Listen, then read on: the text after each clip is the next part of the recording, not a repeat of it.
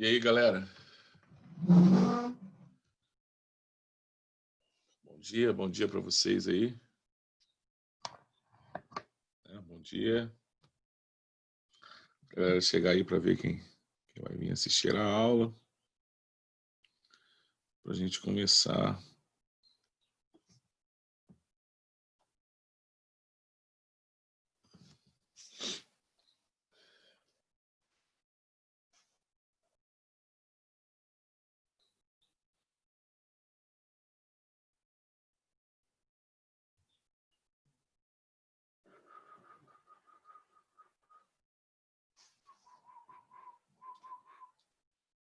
Agora, vamos começar a falar de equilíbrio químico? Vamos começar a falar de equilíbrio químico. Vamos discutir equilíbrio químico. Deixa eu pegar o meu... Prof, você já terminou de tudo de cinética química? Sim, cinética química é aquilo lá. Essa é a movimentação das partículas. Não. Não, tô brincando. É que Nós eu lembrei falamos da aula. daquele simulador que você fez, não tem? Ah, tá. Aí, tipo, tudo dentro daquele simulador é cinética química, tipo, que Tudo. afeta as matérias e tal, tamanho, quantidade. Perfeitamente. E nós terminamos falando da equação da velocidade, Isso. né? Calcular aquela constante e calcular as ordens das reações. Eu não dei muita ênfase porque nós só temos duas questões, cara, em toda a história do Enem falando sobre cinética química. Só duas. Então não dei tanto... Agora, equilíbrio químico a gente vai agarrar um pouquinho, tá? Além de ser um grau de complexidade um pouco maior, eu tenho um número maior de questões desse assunto no Enem. Deixa eu mostrar para vocês aqui como é que é o nível das questões.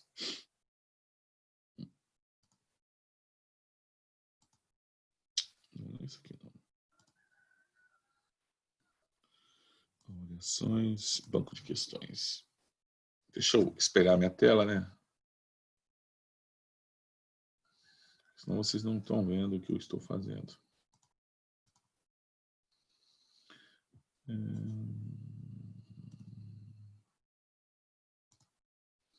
Sim. Galera, olha só. Então aqui vamos lá para Super Pro. Meu parceiro do Enem. Então, eu gosto de analisar o Super Pro porque, tipo assim, se vocês forem... quando vocês passarem, né, no vestibular, conseguirem concluir o curso superior de vocês, eu acredito que um caminho natural das coisas também é que vocês façam concursos. Não sei se até lá vai ter concurso, mas acredito que sim. Então vocês vão fazer concursos os mais diversos possíveis. E uma das ideias, né, de todas as pessoas que são aprovadas em concursos públicos, etc., eles falam que a melhor estratégia é estudar pela prova. Conhecer a prova. Porque cada banca tem um estilo de prova diferente. Então, sempre deu muito certo, tá, gente? Sempre deu muito certo. Então, eu analiso a prova para a gente saber. E todo mundo faz isso, tá, gente? O Brasil todo. Quem vocês conhecem de professores aí, dos mais top da galáxia, até o J10 aqui, a gente analisa a prova e nós fazemos o balanço estatístico. Ou seja, quais são os assuntos mais recorrentes na prova? E aí, como que eu vou me embasar? Então, por exemplo, selecionar questões. De novo, a gente sempre se embasa no Enem em primeira edição. Tá? Ai, gastura no nariz. Não é gripe não, tá? É gastura mesmo agora. E aí, físico-química, nós estamos em equilíbrio químico. Ó, pH, pOH, pKa, pKb, pKw é equilíbrio químico ou equilíbrio iônico, hidrólise de sais, grau de constante de hidrólise, pKh, produto de solubilidade, KPS, termoquímica, soluções, aqui não, aqui não, aqui não.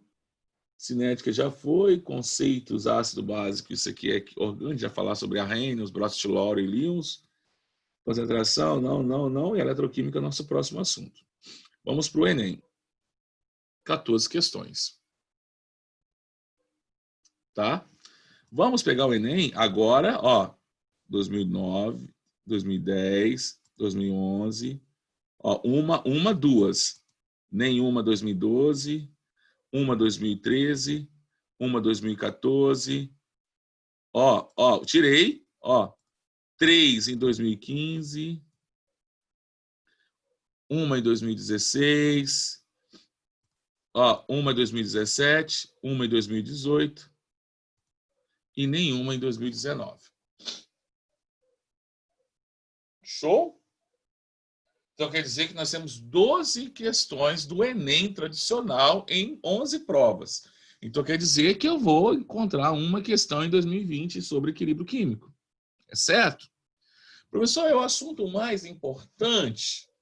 Se você parar para analisar e eu selecionar aqui a eletroquímica, ó,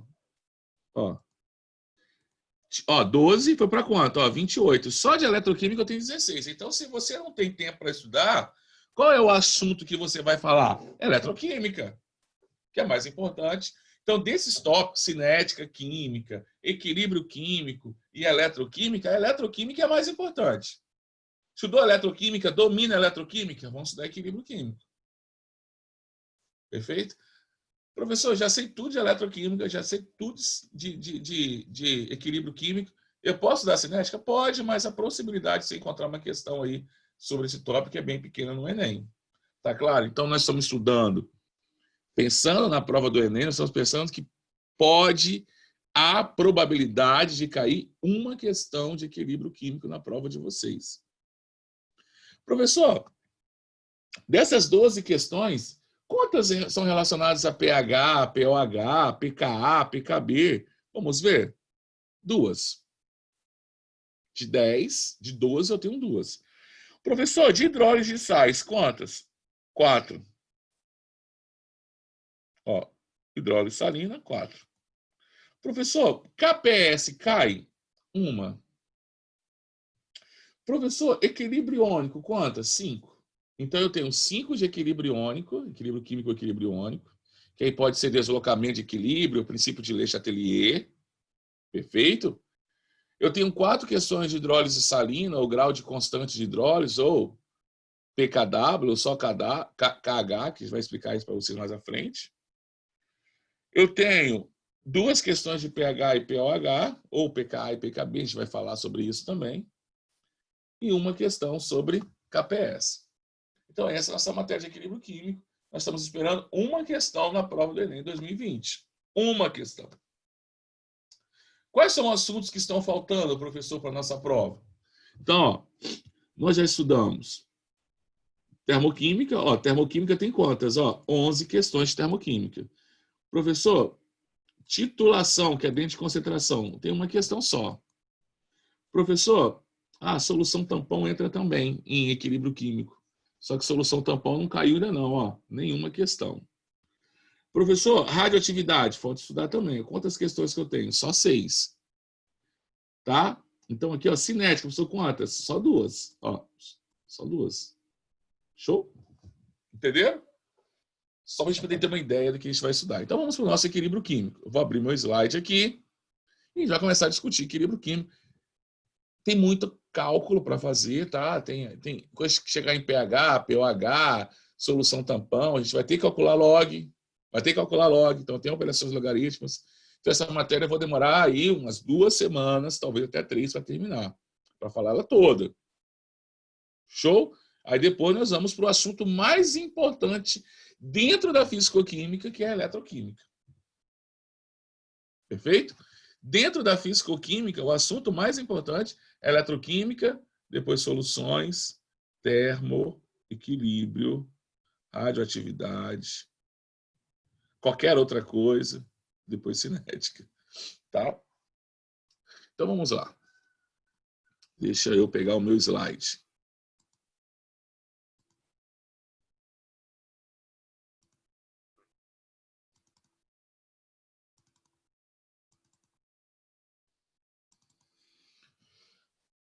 Eu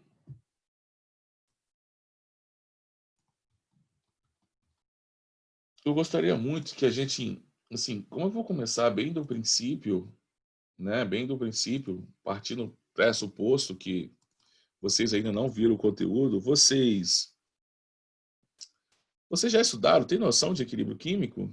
Tem noção? Tipo, KC, KP, KA, KB, tem noção do que é isso? Ou vocês nunca viram esse assunto? Galera, conversa comigo aí. Tem noção? Uhum. Tem noção, né? Beleza, então. Então vamos começar, então. Então, equilíbrio químico comigo. Gente, na natureza, o que nós estudamos em equilíbrio químico? Nós estudamos processos reversíveis. O que são processos reversíveis?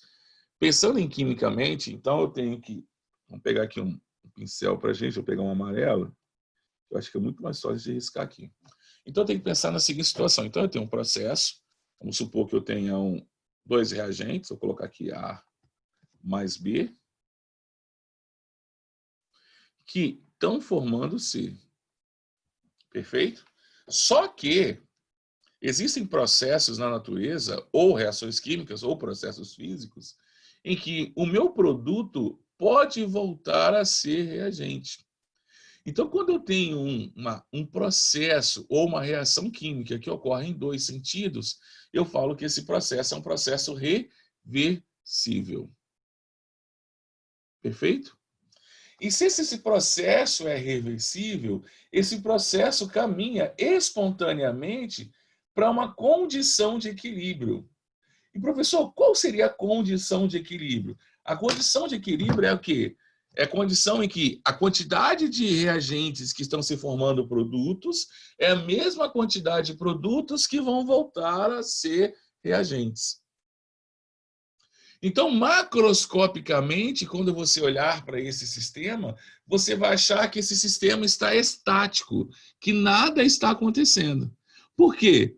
Porque a velocidade com que o meu reagente se transforma em produto se torna igual à velocidade que o produto volta a ser reagente. Então, você não vai observar nenhuma alteração, nenhuma percepção de reação química ou de fenômeno. Porque quando eu falo de reação química, eu estou falando assim, está aumentando a quantidade de gás, está mudando a temperatura, está mudando a cor, está mudando o aspecto. Você não vai perceber essas características macroscópicas que identificam que aconteceu uma reação química. Porém, microscopicamente, as reações continuam acontecendo. Por isso que a gente fala que o equilíbrio químico é um equilíbrio dinâmico. As reações continuam acontecendo, porém, a quantidade de reagente que vira produto é a mesma quantidade de produto que volta a ser reagente. Então, macroscopicamente, eu estou vendo algo estático. Mas o equilíbrio químico é um equilíbrio dinâmico. As coisas continuam acontecendo, mas de maneira imperceptível para a gente. Tá? Então, a partir de agora, toda vez que eu tiver que representar um sistema em equilíbrio químico, um sistema que tende ao equilíbrio, um sistema que é um processo reversível, eu vou usar uma seta dupla. Aí o PAC pede que a gente escreva essas setas assim. Primeiro que eu não fiz, né? Eu coloquei assim, ó, só de um lado para lá. Eu não fiz como fiz aqui, ó. E o PAC pede que você faça assim. Mas nada nos impede de fazer assim. Perfeito? Nós vamos continuar fazendo assim uma seta dupla. Tá? Esse símbolo, essa seta dupla, significa dizer de reversibilidade. Que ali eu tenho um processo reversível. Quer dizer que aquela reação ocorre nos dois sentidos. Sentido 1, reagente virando produto. Sentido 2, produto voltando a ser reagente. Nós vamos chamar essas reações, já que ela ocorre nos dois sentidos, nós vamos denominar essas reações de reações direta e reação inversa. Tá? Direta ou direita, inversa ou esquerda. Tá claro isso para gente? Vou mostrar para vocês como é que ficaria isso. Então, vou dar um exemplo aqui do tretóxido de dinitrogênio formando dióxido de nitrogênio. A reação direta seria a reação em que o meu reagente vira produto, E a minha reação inversa seria a reação em que o meu produto volta a ser reagente.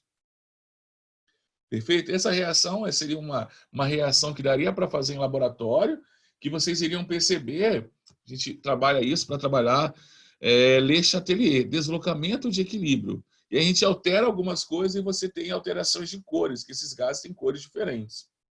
Tá? Galera, eu posso chamar essa reação direta de direita e inversa de esquerda, ou reação direta é reação 1 e reação inversa é reação 2. Então, 1 é reagente virando produto, 2 é produto voltando a ser reagente. Tranquilo? Gente, eu estou fazendo de conta que vocês não estudaram isso. Nós estamos iniciando essa matéria.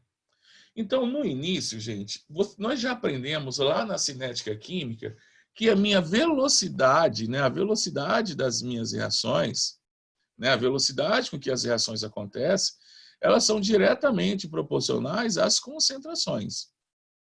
Então, quer dizer que se eu aumentar a concentração de uma determinada reagente, eu vou aumentar a sua velocidade. Perfeito? Então, galera, no início, eu só tenho reagente. Eu ainda não formei produto. Então, eu tenho um sistema, eu vou começar a analisar aquele sistema. No início do meu sistema, eu só tenho reagente, ainda não tenho produto. Por isso que a velocidade da reação direta, ou V1, como queiram chamar, é máxima. Ó. E por isso que a velocidade com que o meu produto volta a ser reagente é zero, porque eu ainda não tenho produto.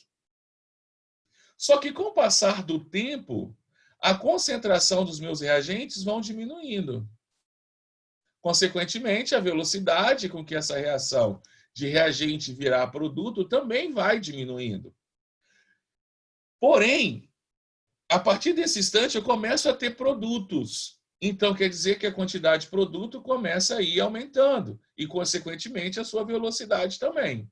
Então, quer dizer que eu vou perceber, né, se eu fosse analisar e se eu fosse retirar alíquotas do meu sistema em tempos, eu iria perceber que a velocidade com que o meu reagente vira produto, ela vai diminuindo com o passar do tempo, e a velocidade com que meu produto volta a ser reagente, ela vai aumentando com o passar do tempo.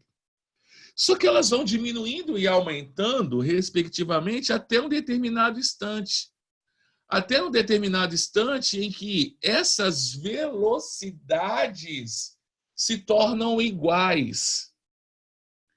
E no instante em que a velocidade da minha reação direta, ou seja, a velocidade com que o meu reagente vira produto, se torna igual à velocidade com que meu produto volta a ser reagente, eu tenho o que nós chamamos de equilíbrio químico. O instante em que essas velocidades se igualam é chamado de instante em que a minha reação atingiu o equilíbrio químico. Tranquilo para vocês? Olha, eu falei para vocês que as minhas velocidades se tornam iguais. Tranquilo? Memoriza essa informação aí. Galera, no momento em que esse equilíbrio é atingido, as concentrações dos participantes, sejam eles reagentes, sejam eles produtos, permanecem constantes. Então, naquele mesmo instante em que as velocidades se tornaram iguais, as concentrações, tanto nós já sabemos identificar quem é produto e quem é reagente, já tivemos aula de cinética. Então, ó, esse cara que é meu produto, ó, a partir desse instante a sua concentração não mudou, e esse cara que era meu reagente, né, a partir desse instante em que meu sistema atingiu o equilíbrio, também não mudou. Aí os alunos costumam perguntar para mim, professor, se eu tiver um gráfico de concentração por tempo, o equilíbrio é atingido a partir de quando? Quando as concentrações se tornam iguais? Não obrigatoriamente. O que tem que ser igual é a velocidade da reação direta e da reação inversa. Agora, as concentrações elas têm que permanecer constantes. Constantes é diferente de igual. Então, quer dizer que eu posso ter gráficos assim, ó, de concentração por tempo. Então, eu posso ter gráficos aonde a concentração do meu reagente, do meu produto, se tornam iguais, chama-se aqui de TE. Pode ser? Pode ser. A partir desse instante, as concentrações mudaram? Não. Então, aqui atingiu o equilíbrio. Eu posso ter como esse, ou seja, a partir do momento que atingiu o equilíbrio, eu tenho mais reagente do que produto? Pode. Pode ser. Ou eu posso ter uma condição em que, após o equilíbrio ser atingido, eu tenho mais reagentes do que produtos. Mas a partir desse instante, aqui, ó, não houve variação das concentrações. Então, no gráfico de concentração por tempo, para eu verificar o instante que há o equilíbrio, eu tenho que analisar se as concentrações dos participantes dessa reação são constantes. A partir daquele instante em que essas concentrações não mudam, é o instante que meu sistema atingiu o equilíbrio químico. Não obrigatoriamente ser iguais. Pode ser iguais, eu posso ter um equilíbrio onde eu tenho mais produto do que reagente, eu posso ter mais reagente do que produto, mas se as concentrações permanecem constantes, eu digo que meu sistema está em equilíbrio. Tranquilo para vocês até aí? Hein, galera? Dá um feedback aí para mim. Você está tranquilo? E aí, estão me ouvindo ainda? Dá um feedback para mim. Estão todo mundo tranquilo? Está todo mundo conseguindo entender? Show. Show, né? Então vamos continuar. Galera, a nossa primeira constante de equilíbrio, o Enem não trabalha muito com essa constante de equilíbrio, mas eu preciso falar para vocês de KC, depois como que converte uma em outra, para depois eu chegar em KA e KB. Então, a gente vai ter que seguir esse percurso, tá? Eu não vou pular direto para a constante ácida, direto para a constante básica, direto para grau de ionização, não vou fazer isso, não. Lei da diluição de Oswald. Eu vou fazer o seguinte, né? Eu vou passo a passo até chegar lá na parte mais importante. Então, vamos entender como que foi determinada essa constante de equilíbrio. Então, vamos considerar uma reação reversível hipotética, onde eu tenho A reagido com B, formando C e D. Suponhamos que seja uma reação de dupla troca. Então, eu tenho a reação 1, que é a reação direta, e a reação 2, que é a reação inversa. O Azinho, Bzinho, Czinho, Dzinho, nós já estamos acostumados a utilizar e sabemos que esses são os nossos coeficientes estequiométricos. Perfeito? Nós já aprendemos a lei das velocidades e nós sabemos que no equilíbrio, nessa aula de hoje, que quando esse sistema hipotético que eu exemplifiquei A, B, C e D, eles só vão atingir o equilíbrio quando as suas velocidades permanecerem iguais. Então, V1 vai ser igual a V2. Show? Mas como que eu calculo V1? Lembra lá da lei das velocidades? Lá da cinética química? V1, como é que eu calculo a velocidade de uma reação? Antes de velocidade, eu vou chamar de K1, porque é a velocidade da reação direta. Eu poderia colocar KD também, tem autores que chamam de KD. Vou colocar K1, não tem problema. Vezes a concentração de A elevada ao seu coeficiente, vezes a concentração de B elevada ao seu coeficiente. Perfeito? Estou considerando que essa reação é uma reação fundamental, aonde a ordem de cada substância é o seu próprio coeficiente estequiométrico. E V2 ficaria como? Da mesma maneira. Constante de velocidade da minha reação indireta, vezes a concentração de C elevada ao seu coeficiente estequiométrico, vezes D elevado ao seu coeficiente estequiométrico. Eu vou fazer o seguinte, galera. Eu vou passar as constantes tudo para um único lado e vou passar as concentrações em mol por litro das substâncias para o outro lado. Então, vai ficar assim, K1 sobre K2, né?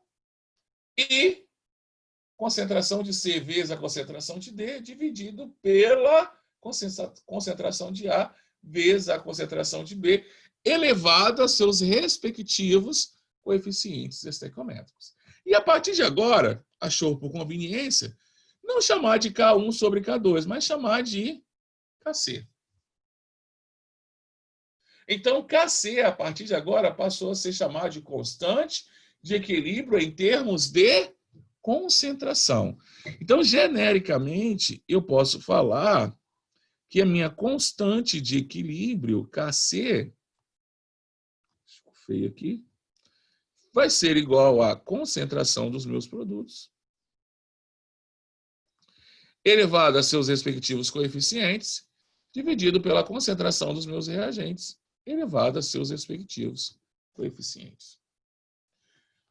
Gente, existem autores que colocam Kc como tendo uma unidade medida. A maioria dos autores dizem que Kc é um número adimensional, ou seja, não tem unidades de medidas. Perfeito? Então, Kc é um número puro. 2, 1, 0,5. E aí, olhando para essa equação, nós já sabemos o seguinte, que Kc ele é diretamente proporcional à concentração dos meus produtos. Então, quer dizer que se eu tenho uma reação que forma muito produtos, ou seja, a velocidade da reação direta for maior não, ou seja, a quantidade de produtos formadas for maior do que a quantidade de reagentes no equilíbrio, eu tenho uma constante Kc maior. Então, quer dizer que eu posso dizer que Kc é diretamente proporcional ao rendimento de uma reação. Como assim, professor? Eu estou querendo dizer para vocês o seguinte, que se eu for comparar sistemas, o sistema que tem o maior valor da constante de equilíbrio em termos de concentração é o sistema que vai ter o maior rendimento. Tá claro isso? Maior rendimento, maior formação de produtos. Tranquilo? Pensando em questões teóricas. Galera, umas observações interessantes. Galera, o valor da constante depende da reação considerada e da temperatura. O que eu quero dizer com isso? Eu quero dizer que o único fator que vai alterar o valor da constante, os únicos fatores são a reação. Então, se eu mudo a reação, provavelmente eu vou mudar a minha constante de equilíbrio. Então, a constante de equilíbrio não é a mesma para todas as reações. Cada reação tem a sua constante de equilíbrio. E, se eu tenho uma mesma reação, o único fator que é capaz de alterar a constante de equilíbrio de uma reação é a temperatura.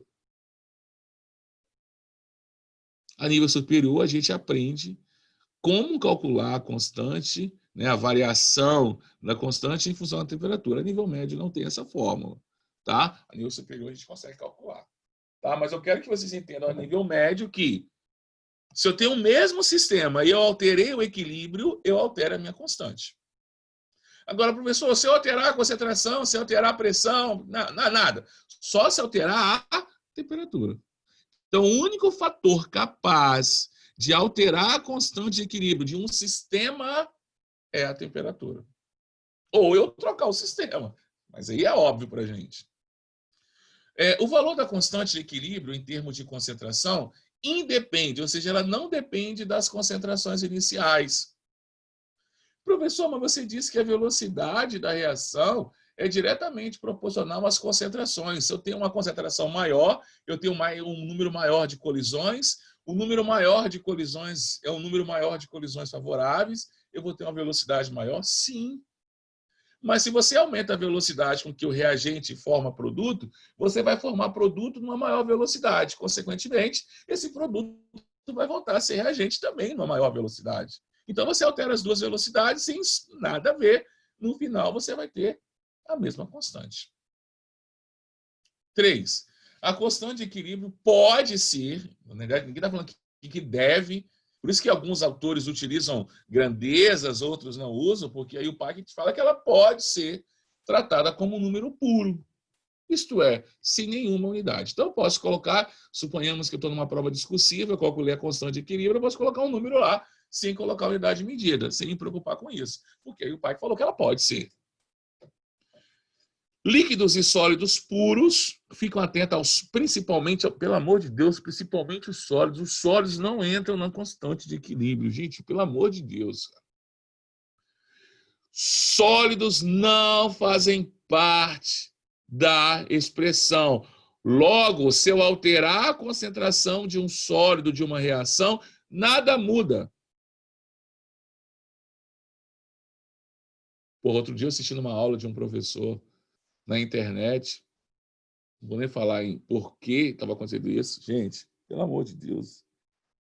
Pelo amor de Deus. Gente. Olha que ela falou que adicionando carbono sólido iria deslocar o equilíbrio para a direita, eu desliguei a televisão.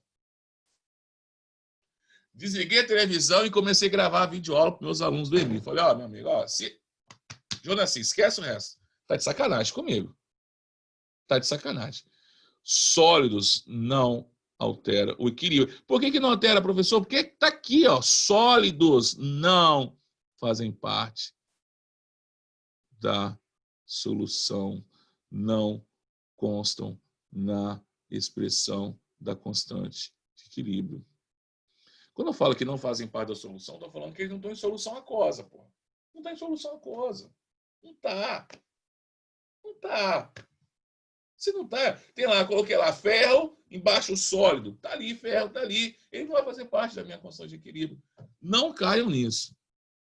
Tem várias questões que alteram a concentração dos sólidos e pergunto para vocês o que vai acontecer. Nada. Nada. Vamos montar as nossas constantes de equilíbrio. Eu fico puto porque às vezes eu vejo cada informações aí que, pelo amor de Deus, gente, ó, sei lá. Vamos. Galera, suponhamos que eu tenho uma equação aqui, né, uma equação de síntese de amônia. Repare que todo mundo está numa mesma fase, então eu chamo esse equilíbrio de equilíbrio homogêneo. Ó, equilíbrio homogêneo. Professor, se tivesse alguém aqui em outro estado, em outra condição, outro estado físico, tivesse alguém aqui aquoso, eu teria um equilíbrio heterogêneo. Quando todas as espécies participantes do meu equilíbrio estão numa mesma fase, numa mesma condição, numa mesma estágio de agregação, eu falo que esse equilíbrio é um equilíbrio homogêneo, tá? Então, como é que eu vou montar a minha constante de equilíbrio? Lembra? Produtos sobre reagentes. Então, a minha constante de equilíbrio vai ficar assim, ó. Kc é igual produto é amônia, então NH3 elevado ao quadrado, perfeito? Dividido pela concentração de N2 elevado a quanto? A 1, não precisa colocar. Vezes, tá, gente? Aqui, ó, outra coisa. Não vou falar que vocês são alunos de alto rendimento. Mas eu já dei prova dessa matéria e eu percebi alunos colocando aqui mais, ó. Aqui mete o maisão aqui. Porque tem mais lá na equação química e ele mete na expressão da constante, mete o maisão aqui. Tá errado, né? Mais não, é vezes aqui, tá? Pelo amor de Deus, é vezes aqui. Então, aqui é vezes.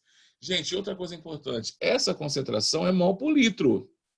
Tá, colchetes. Colchetes na química para gente, ó, apareceu colchetes, eu já sei que isso é mol por litro. E nós já sabemos calcular concentração em mol por litro, né? Concentração em mol por litro, né? Esse Nzão bonitão aqui é o número de mols do meu soluto dividido pelo volume da minha solução. Ou, se preferirem, a concentração mol por litro de uma solução, né? Para uma determinada espécie química, vai ser a massa dessa substância dividido pela molar, dividido tudo isso pelo volume. Como vocês queiram determinar, nós já estudamos isso, só relembrando. Show? Não pode esquecer que os expoentes da expressão são seus respectivos coeficientes estequiométricos. Então, se você balanceia errado, você monta a expressão errada. Se você monta a expressão errada, você resolve errado. Tá? Aqui eu tenho mais um equilíbrio homogêneo, vamos colocar aqui, Kc, ó, produtos. E aí outra coisa que os alunos erram, fala, professor, eu vou ter sempre 2 produtos? Não, você pode ter 2, pode ter 3, pode ter 4, não tem um número condicionado a isso. Você já sabe aonde que está produto, já sabe aonde que está reagente, é só você olhar. Olhou, tem alguém no estado sólido ali? Não. Tem alguém que é um solvente puro ali, água líquida ali, puro solvente? Não tem. Então eu vou colocar todo mundo aqui. Aqui, show. Substitui os valores e resolve o cálculo. Exercícios teóricos, só para frisar o que nós estamos falando agora. Gente, eu vou bem devagarzinho nessa matéria, tá? Essa e a eletroquímica eu vou bem devagarzinho, porque a gente precisa aprender bem, né? E talvez a gente não tenha tempo de voltar. Eu acredito que a gente não vai ter tempo de voltar, não, cara. A gente vai ficar meio que preso a isso aí. Sobre o equilíbrio químico. Uma reação é reversível quando se processa simultaneamente nos dois sentidos. Verdadeiro. Tá? Se eu marcar da esquerda é verdadeiro, se eu marcar da direita é falso. Tá? Então, coluna verdadeira, coluna falsa. Então, a esquerda é verdadeiro, a direita é falsa.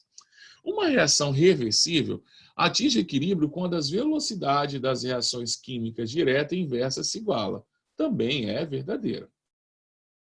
O equilíbrio das reações é dinâmico. O que quer dizer isso? Quer dizer que, macroscopicamente, não vou perceber a alteração desse meu sistema, então não muda a cor, não muda a temperatura, não muda aspecto, não muda nada, porém as reações continuam acontecendo. Isso também é um processo verdadeiro. Ao atingir o estado de equilíbrio, a concentração de cada substância se permanece constante. Lembra que eu posso ter um equilíbrio químico onde a concentração de produtos e reagentes são iguais, onde a concentração de produto é maior do que a de reagentes, ou eu posso ter ainda reagentes maior do que produto. Mas a partir daquele instante em que o equilíbrio foi atingido, nada mais pode mudar. Porque se eu tive uma alteração, aquela reação não estava em equilíbrio. Tá? Todas as reações reversíveis caminham espontaneamente para o estado de equilíbrio. Isso é verdade, tá? Todo processo reversível caminha por si só para o estado de equilíbrio. Show?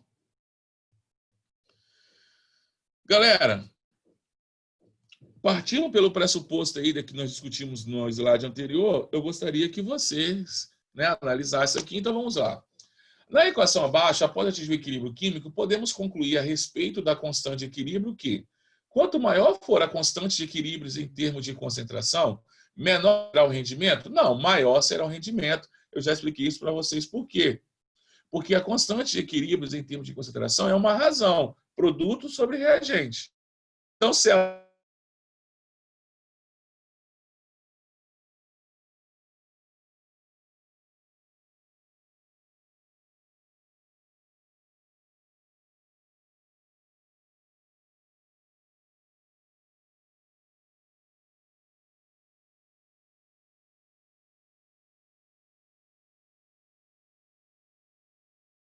zero, não se trata de uma reação reversível.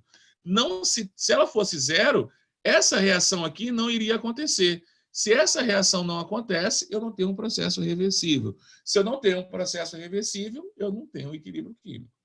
Kc depende das molaridades iniciais dos reagentes? Não depende. Né? Kc independe das concentrações iniciais. E letra E, quanto maior for o valor da constante de equilíbrio, maior será a concentração dos meus produtos. Foi o que restou depois de a gente ter excluído todas as restantes. Galera, tá claro a teoria até agora? Tá claro aqui para vocês? Vamos continuar. Galera, agora vamos colocar valores numéricos, né? Só para a gente poder ver se a gente consegue calcular e tal. Professor, mas o Enem não quer o cálculo disso, tá, gente? Mas vamos fazer, não sei. Talvez você pode fazer um vestibular, pintou a oportunidade de fazer um vestibular tradicional aí, quer fazer. Talvez vai quicar uma merda dessa no Enem. Tá na ementa, gente. Na ementa do Enem tem. Né? Não custa nada, já estamos aqui. Vamos colocar números na jogada. Eu estou colocando já os sistemas balanceados, mas lembre, antes de fazer qualquer cálculo de constante, nós temos que balancear as nossas reações. Antes de calcular a constante de equilíbrio em termos de concentração, ou Ka ou Kb, você precisa ter as concentrações em mol por litro das minhas substâncias desejadas. Logo, são cálculos que precedem, né, antecedem os nossos cálculos das constantes. Então, vocês primeiro têm que trabalhar com essas informações. Ler o texto, ver quais são os dados que estão explícitos, quais são os dados implícitos. Esses dados implícitos, vocês têm que chegar aos valores que vocês precisam para, a partir daí, resolver. Aqui já tem tudo explícito. Está tudo na cara aí. Já está balanceado, já tem as minhas concentrações em mol por litro, e aí eu quero determinar a constante de equilíbrio em termos de concentração. Então, eu já sei montar a expressão, vou só substituir. Tá vendo? No lugar da concentração do ácido iodídrico, eu coloquei 1, então é 1 ao quadrado. No lugar da concentração de gás hidrogênio, eu vou colocar 0,1. E no lugar da concentração do iodo gasoso, eu vou colocar 0,2. Show? Então, 1 ao quadrado é 1, 0,1 vezes 0,2 é 0,02. Então, eu vou ter 1 dividido por 0,02. Gente, não se aveste. Está aqui para fazer... Primeira coisa, iguala a quantidade de casas decimais. Segunda coisa, esquece a vírgula. Então, eu tenho 100 dividido por 2, então eu tenho o quê? 50. Então, a minha constante de equilíbrio para essa reação é o quê? 50. Você pode ver que, comparado com os meus reagentes, eu tenho uma concentração maior de produtos. Então, essa reação teve que ter um rendimento maior. Né? Então, quanto maior o Kc, maior o rendimento dessa reação. Tranquilo até aí? Agora, nós estamos só aumentando o nível, tá, gente? Estamos só aumentando o nível. Nosso objetivo é esse. Eu vou aumentando o nível gradativamente até chegar a um ponto, falar, pô, professor, faz de novo. Vou fazer essa daqui, perfeito? Vou fazer essa aqui.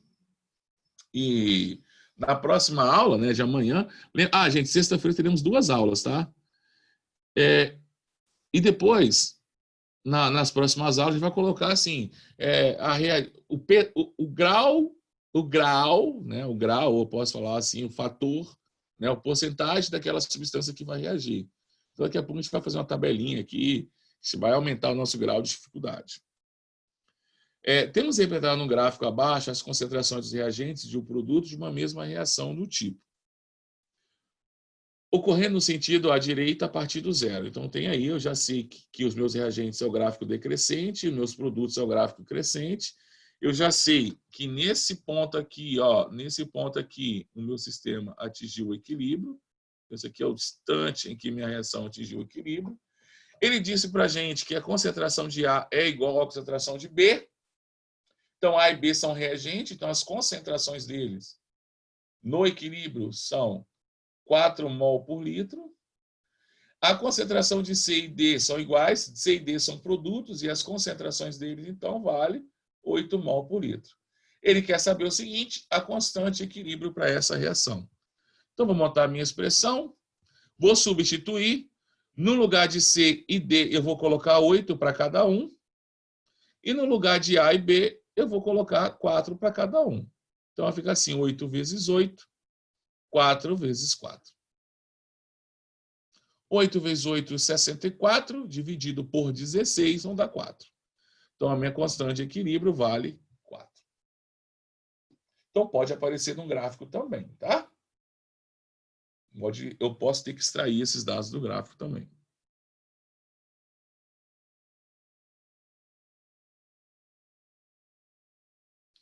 Vou fazer a última para a gente terminar nossa aula e a gente... 40 e quanto? 45.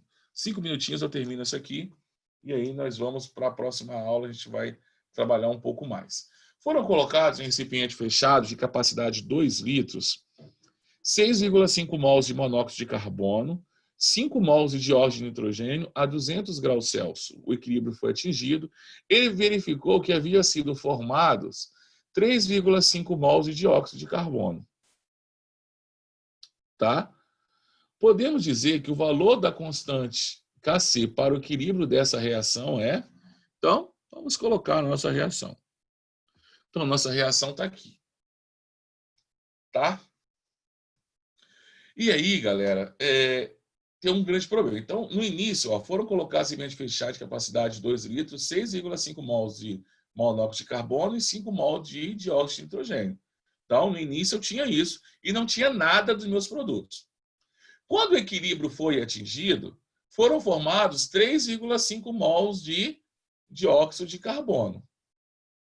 E aí, galera, aqui entra o nosso balanceamento estequiométrico. Vamos balancear a nossa equação para ver se está balanceado? Ó, um carbono. Nitrogênio, 1 aqui e 1 aqui. Oxigênio, 3 oxigênio. A minha equação está balanceada. Então, quando ele fala que foi formado 3,5 mols de dióxido de carbono, é porque foi formado também 3,5 mols de monóxido de nitrogênio. É óbvio, tem que ser. As substâncias se combinam de maneira proporcionalmente constante.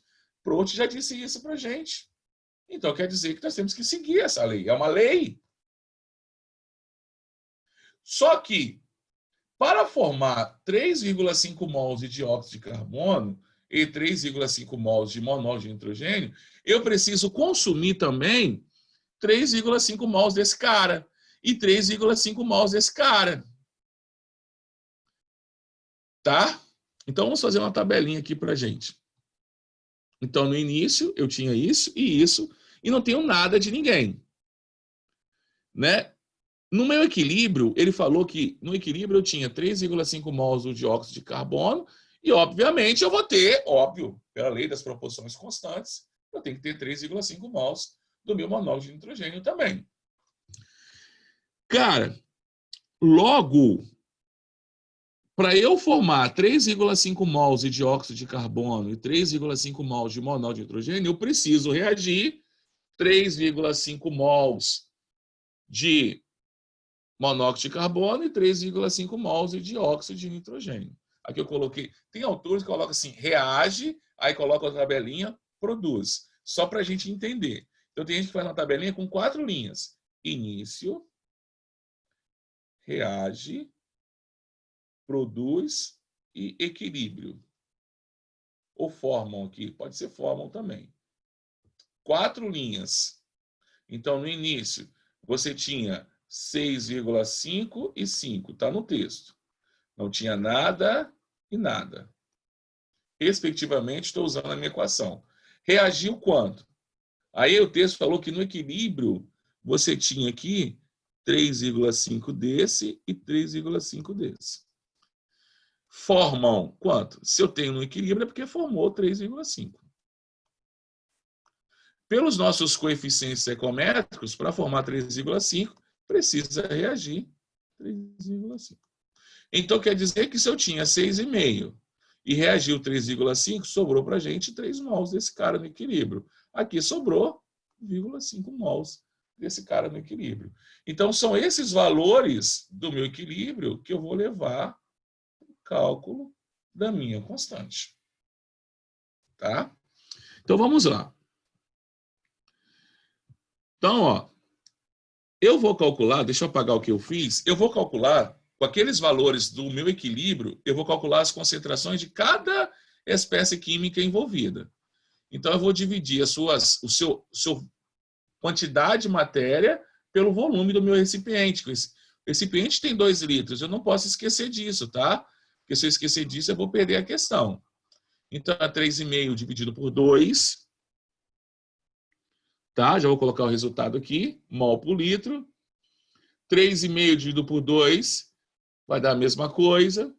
Para o monóxido de carbono é 3 dividido por 2, vai dar 1,5. E para o dióxido de nitrogênio vai ser 1,5 dividido por 2, que vai dar 0,85. Vou montar a minha expressão de equilíbrio, vou substituir pelos valores em mol por litro de cada espécie química e a partir daqui tem matemática. Né? Faço a matemática. Simples aqui, vou multiplicar 1,75 vezes 1,75 e vou dividir por 1,5 vezes 0,75. Vou encontrar aproximadamente 2,72.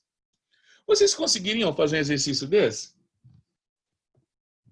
Gente, aqui eu posso dar agora a porcentagem que reagiu, a porcentagem que formou, eu posso dar a quantidade, como foi dado, o percentual, né, a fração. Então, o exercício pode oscilar para vocês. Tá? Ele pode dizer o que forma, quantos por cento que reagiu, qual foi a fração que reagiu, e aí ele vai brincar matematicamente, mas sempre lembrando a tabelinha que eu tenho que fazer quando eu não tenho as concentrações das espécies químicas envolvidas no equilíbrio e eu preciso chegar a essas concentrações. Então, ora, o exercício pode me dar, já me dá as quantidades, como está aqui, ó, nesse aqui, ó, ele já me deu as quantidades. Ou ele pode fornecer para a gente informações no texto para que eu chegue a essa quantidade das espécies químicas envolvidas no equilíbrio. Galera, conseguiram entender? Eu vou fazer mais um. A próxima aula eu faço mais um desse para vocês. Ó, tá vendo? Vou fazer mais um para vocês, só que agora eu vou fazer com porcentagem. E aí eu calculo a constante de equilíbrio. Tá massa? Mas deu para entender um pouquinho aqui sobre o que eu estava falando? Conversa comigo aí. Ou não deu para entender nada?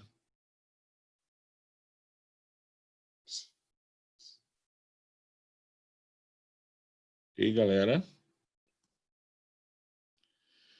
Tranquilo, beleza. Então, ó, próxima aula, amanhã, quinta-feira, nós vamos continuar com constante de equilíbrio KC e vamos introduzir KP. Nós vamos fazer a relação entre as duas, KC e KP. Show? Depois disso, a gente vai falar sobre grau de ionização, nosso alfazinho lá, ou grau de dissociação. Aí vamos entrar na lei da diluição de Oswald. Depois disso, nós vamos para KA e KB. Assim, é passando. Sexta-feira, 2 aulas comigo, tá? Não faltam, não. Galera, ó, um forte abraço. Tamo junto. Beijo para vocês e até a próxima aula.